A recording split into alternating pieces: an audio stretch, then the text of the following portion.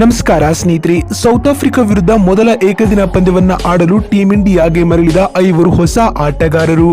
ಹಾಗಾದ್ರೆ ಟೀಂ ಇಂಡಿಯಾಗೆ ಕಂಬ್ಯಾಕ್ ಮಾಡಿರುವ ಆ ಟಾಪ್ 5 ಆಟಗಾರರು ಯಾರ್ಯಾರು? ಬನ್ನಿ ಇವತ್ತಿನ ಈ ಒಂದು ವಿಡಿಯೋದಲ್ಲಿ ಇದ್ರ ಬಗ್ಗೆನೇ ತಿಳಿಸ್ಕೊಡ್ತಾ ಹೋಗ್ತೀನಿ. ಹಾಗಾಗಿ ವಿಡಿಯೋವನ್ನ ಕೊನೆವರೆಗೂ ನೋಡಿ ಬಂಧುಗಳೇ. ಅದಕ್ಕಿಂತ ಮುಂಚೆ ನೀವು ಕೂಡ ಭಾರತೀಯ ಕ್ರಿಕೆಟ್ ತಂಡದ ಅಪ್ಪಟ ಅಭಿಮಾನಿಗಳಾಗಿದ್ರೆ ತಪ್ಪದೆ ಈ ಕೂಡಲೇ ಈ ವಿಡಿಯೋಗೊಂದು ಲೈಕ್ ಮಾಡಿ ಮತ್ತು ಅಗತ್ಯವಾಗಿ ಚಾನೆಲ್ಗೊಂದು ಸಬ್ಸ್ಕ್ರೈಬ್ ಮಾಡಿ. ಅದೇ ರೀತಿ ಟೀಂ ಇಂಡಿಯಾದಲ್ಲಿ ನಿಮ್ಮ ನೆಚ್ಚಿನ ಆಟಗಾರ ಯಾರು ಅಥವಾ ನೀವು ಯಾವ ಆಟಗಾರನ ಅಭಿಮಾನಿ ಎನ್ನುವ ನಿಮ್ಮ ಅನಿಸಿಕೆ ಮತ್ತು ಅಭಿಪ್ರಾಯಗಳನ್ನು ಸಹ ಕಾಮೆಂಟ್ ಮಾಡುವ ಮೂಲಕ ತಿಳಿಸಿ. ಹೌದು ಸ್ನೇಹಿತರೆ, ನಿಮಗೆಲ್ಲ ತಿಳಿದಿರುವ ಹಾಗೆ ಟೀಂ ಇಂಡಿಯಾವು ಈಗಾಗಲೇ ಸೌತ್ ಆಫ್ರಿಕಾ ವಿರುದ್ಧ 3 ಪಂದ್ಯಗಳ ಟಿ20 ಸರಣಿಯನ್ನ ಮುಗಿಸಿಕೊಂಡಿದೆ. ಮೊದಲ ಪಂದ್ಯವು ಮಳೆಗೆ ರದ್ದಾದರೆ ಎರಡನೇ ಟಿ20 ಪಂದ್ಯವನ್ನ ಟೀಂ ಇಂಡಿಯಾವು 5 ವಿಕೆಟ್ಗಳಿಂದ ಸೋಲುಕೊಂಡಿತು. ಇನ್ನು ಮೂರನೇ ಟಿ20 ಪಂದ್ಯವನ್ನ ಭರ್ಜರಿಯಾಗಿ 106 ರನ್ಗಳಿಂದ ಗೆದ್ದುಕೊಂಡಿತು. ಈ ಮೂಲಕ 3 ಪಂದ್ಯಗಳ ಟಿ20 ಸರಣಿಯು 1-1 ಅಂತರದಿಂದ ಸಮಬಲಗೊಂಡಿತು ಸ್ನೇಹಿತರೆ. ಹೀಗಾಗಿ ಇದೀಗ ಉಭಯ ತಂಡಗಳು 3 ಪಂದ್ಯಗಳ ಏಕದಿನ ಸರಣಿಯನ್ನ ಎದುರು ನೋಡುತ್ತಿವೆ. ಈ ಏಕದಿನ ಸರಣಿಯು ಇದೇ ಡಿಸೆಂಬರ್ 17ರಿಂದ ಅಂದ್ರೆ ಭಾನುವಾರದಿಂದ ಆರಂಭಗೊಳ್ಳಲಿದೆ ಸ್ನೇಹಿತರೆ. ಇದರ ಮೊದಲ ಏಕದಿನ ಪಂದ್ಯವು ಇದೇ ಡಿಸೆಂಬರ್ 17ರಂದು ಭಾನುವಾರ ನಡೆಯಲಿದೆ ಬಂಧುಗಳೇ. ಈ ಏಕದಿನ ಪಂದ್ಯವು ಜೋಹಾನ್ಸ್ಬರ್ಗ್ ನ ನ್ಯೂ ವಂಡರರ್ಸ್ ಅಂತಾರಾಷ್ಟ್ರೀಯ ಕ್ರೀಡಾಂಗಣದಲ್ಲಿ ನಡೆಯುತ್ತದೆ.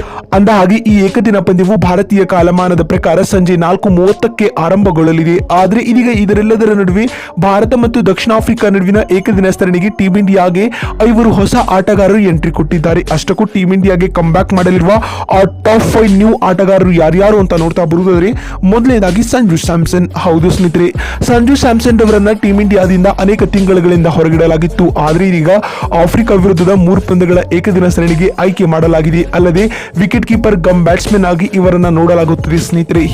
ಇನ್ನು ಎರಡನೇ ಆಟಗಾರ ಯಾರು ಅಂತ ನೋಡ್ತಾ ಬರುವುದಾದ್ರೆ ಸಾಯಿ ಸುದರ್ಶನ್. ಹೌದು, ಟೀಂ ಇಂಡಿಯಾದ ಯುವ ಪ್ರತಿಭೆಯಾದ ಸಾಯಿ ಸುದರ್ಶನ್ ಅವರಿಗೂ ಕೂಡ ಟೀಂ ಇಂಡಿಯಾದ ಏಕದಿನ ತಂಡದಲ್ಲಿ ಅವಕಾಶ ಕಲ್ಪಿಸಲಾಗಿದೆ.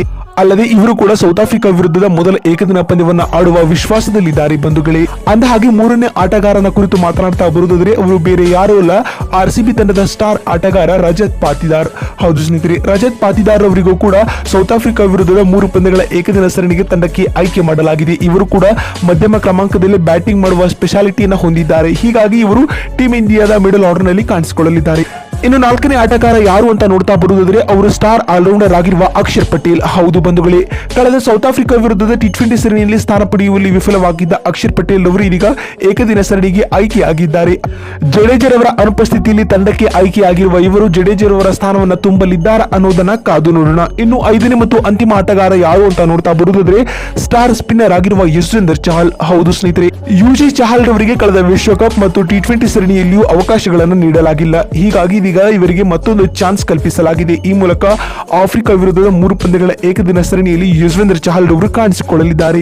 ನೋಡಿದ್ರಲ್ಲ ಸ್ನೇಹಿತರೆ, ಸೌತ್ ಆಫ್ರಿಕಾ ವಿರುದ್ಧದ ಏಕದಿನ ಸರಣಿಗೆ ಆಯ್ಕೆಯಾಗಿರುವ ಆ ಟಾಪ್ 5 ಹೊಸ ಆಟಗಾರರು ಯಾರ್ಯಾರು ಅಂತ ತಿಳಿಸಿಕೊಡುವ ನಮ್ಮ ಈ ಪ್ರಯತ್ನ ನಿಮಗೆ ಇಷ್ಟವಾಗಿದ್ದಲ್ಲಿ ತಪ್ಪದೆ ಈ ಕೂಡಲೇ ಈ ವಿಡಿಯೋಗೊಂದು ಲೈಕ್ ಮಾಡಿ ಮತ್ತು ಅಗತ್ಯವಾಗಿ ಚಾನೆಲ್ಗೊಂದು ಸಬ್ಸ್ಕ್ರೈಬ್ ಮಾಡಿ.